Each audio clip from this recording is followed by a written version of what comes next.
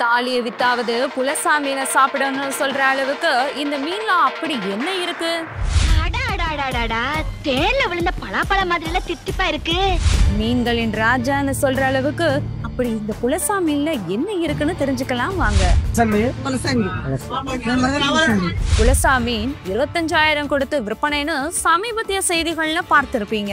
இந்த மீன் இவ்வளவு அதிக விலை கொடுத்து வாங்க என்ன காரணம்? எனக்கு என்னடா தெரியும், கேளுடா.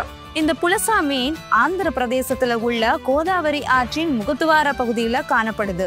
எல்லா காலங்களிலும் கிடைக்காது. குறிப்பிட்ட சில பருவ காலங்கள்ல மட்டுமே, அதாவது ஜூலைல இருந்து செப்டம்பர் வரை மட்டுமே கிடைக்கிற ஒரு அரிய வகை மீன். கடல் நீர்ல இருந்து முட்டையிடுறதுக்காக நன்னீருக்கு வரும்போது இந்த புலசா மீன் பிடிக்கப்படுது. புலசா மீனோட நறுமணம் அடடடடா அப்படி இருக்குங்க. இதோட சதையும் ரொம்ப மிருதுவா பூ போல இருக்குமா. ஐயோ, அது தலையில இருந்து வருதா உடம்புல இருந்து வருதா ஒண்ணுமே புரியல போ. இனிப்பு கலந்த சுவை இந்த மீன்ல இருப்பது ஆச்சரியம்தான். வேறு எந்த மீனுடனும் ஒப்பிட முடியாத அளவுக்கு தனித்துவமான சிறப்புகளை இந்த புலசா மீன் கொண்டிருப்பதாலதான் மீன்களின் ராஜான்னு அழைக்கப்படுது. இந்த மீன்ல ஒமேகா 3 கொழுப்பாமிலங்கள் நிறைஞ்சு கிடக்குது. இது கண்களுக்கும் சருமத்திற்கும் நன்மை கொடுப்பதோடு மட்டும் இல்லாம புரதம் மற்றும் கார்போஹைட்ரேட்டுகள் அதிக அளவு நிறைஞ்சிருக்கிறதால உடலுக்கு அவ்வளோ நல்லது. உங்கள் உடல் வலிமைக்கு என்ன காரணம்?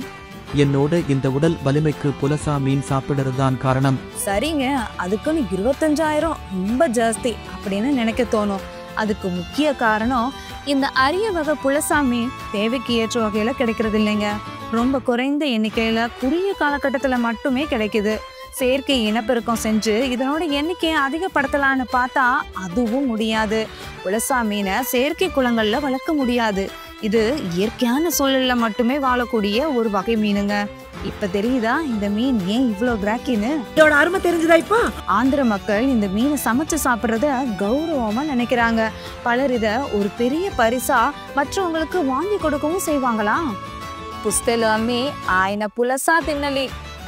என்ன எழவே அது? என்னடா திடீர்னு தெலுங்கு வருதேன்னு பாக்குறீங்களா? ஆந்திர பகுதியில ஒரு பழமொழி இருக்கு, தாலியை வித்தாவது புலசா மீனை சாப்பிடு. இதுதான் இதுக்கு அர்த்தம். இந்த புலசா மீனோட சிறப்பு இப்போ உங்களுக்கு நல்லாவே தெரிஞ்சிருக்கும். மீன்களின் ராஜாவை ஒரு பிடிக்க 2 மாசம்தான் இருக்கு. அதுக்குள்ள எப்படியாவது டிக்கெட் போட்டு ஆந்திராவுக்கு போயிட்டு வந்துடுங்க.